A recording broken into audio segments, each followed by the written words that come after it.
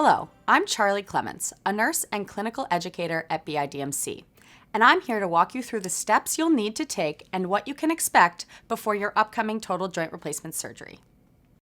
Once you've decided to move forward with your total joint replacement surgery, you will receive a phone call from a surgical scheduler who will help you schedule a date for your surgery. You will then receive a letter in the mail confirming your surgical date, as well as the dates for your upcoming appointments before surgery. Now that you have a surgical date set, let's start with what you can do to prepare before coming into the hospital. About 2 weeks before your surgery, you will attend a pre-admission testing appointment, or PAT, at BIDMC.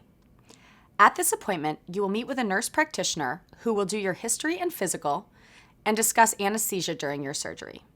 He or she will review your home medications, check your blood work, and review any additional tests that may be needed prior to surgery.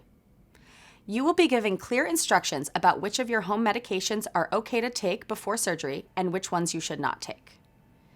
During this appointment, you will meet with a physical therapist who will do a pre-op evaluation on you. He or she will discuss their role in your rehabilitation while you're in the hospital.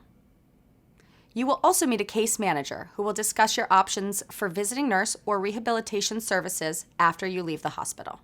At PAT, you will be given a tote bag that contains supplies and instructions about final preparations you should take before surgery. This bag will contain information about your pre-op washes, MRSA screening that will be done in PAT, and detailed instructions on what you can eat or drink before surgery.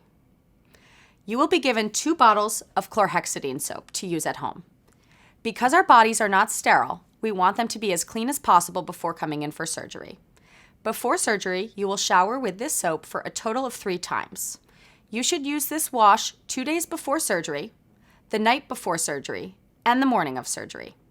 Please review the instructions that you were given in PAT. At your PAT appointment, the nurse will also swab the inside of your nose with a Q-tip to test for an infection called MRSA or MRSA. MRSA is a germ that is found in or on a person's skin, nose, and mucous membranes. If you have MRSA, it can be resistant to certain antibiotics, so you may be prescribed an antibiotic ointment and require additional days of chlorhexidine wash prior to your surgery. You will be given information about MRSA and notified if your swab comes back positive after PAT.